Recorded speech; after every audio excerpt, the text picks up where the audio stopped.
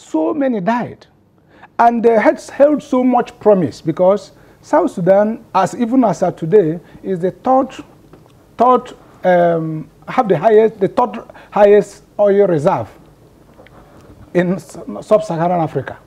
So there is a promise, and there was hunger for independence. But immediately that independence was attained, the president and his deputy started squabbling, and then it led into the deputy president left. Eventually, there was a post was brokered, and it fell through again. So, will you blame what South Sudan is currently going with regards to getting independence from Sudan?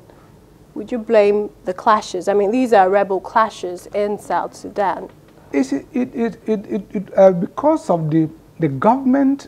If the government were to be together, if those who struggled for independence were to govern together, they will have unity of purpose. If the splitter units of rebels will not be there. So sometimes some of these things are proxy fights from even those major leaders of independence movement. And you see, just about, I think sometime in August, about 19 people died, were killed, even along the same border, including an American journalist. So I blame both the president and his deputy, Macha, who is now leading the opposition, and also sometimes the international communities, the international agencies and bodies, international bodies.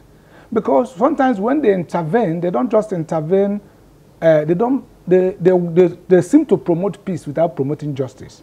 And that means that whichever peace they seem to have achieved doesn't last. But a country like the United States is leading in, aid provider to South Sudan. It was also a strong supporter in its independence from neighboring Sudan in 2011.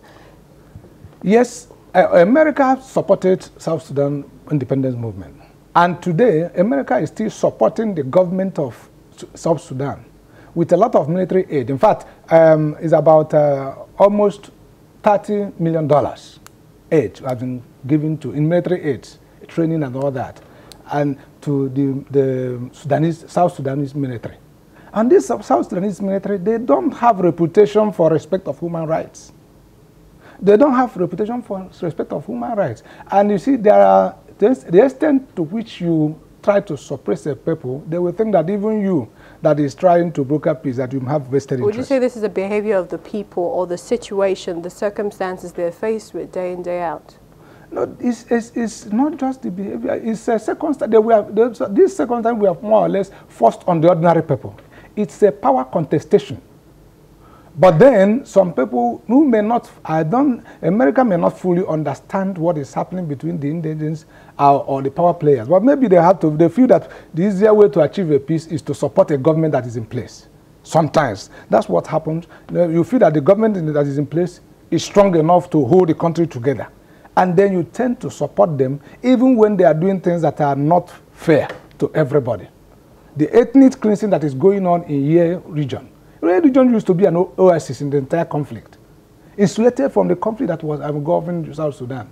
But before even the ethnic cleansing that happened in Ye region happened, there was, a lot of SOS to international communities that put same peacekeeping forces that this will happen. And the government forces eventually went there and massacred and killed so many people there. So, it's, I won't say that it was intentional, but then probably these situations in Africa should be studied better so that sometimes those who intervene will intervene not only on the side of those who think that can hold the country together, but also make those who can hold the country together play according to the game of fairness. That's also another fear of the United Nations, the ethnic cleansing.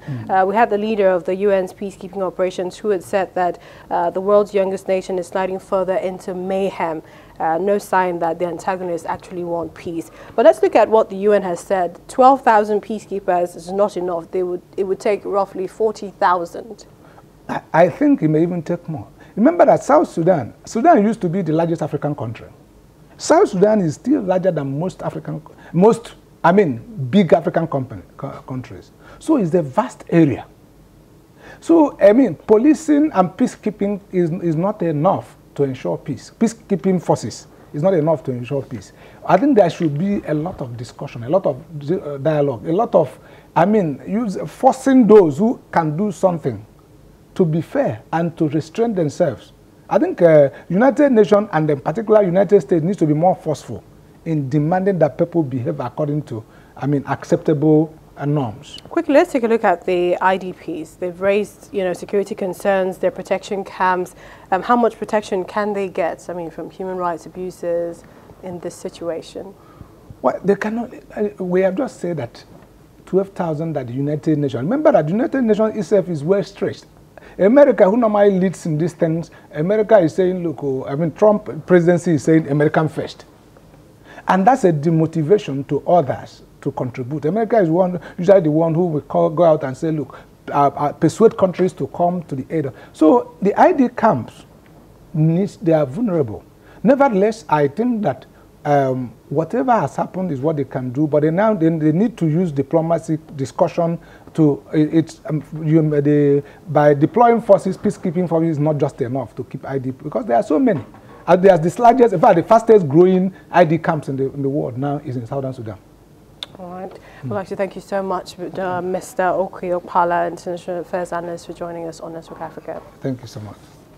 Still to come on the program, a club in Nigeria helps underprivileged Nigerian children keep up with the fast pace of technology.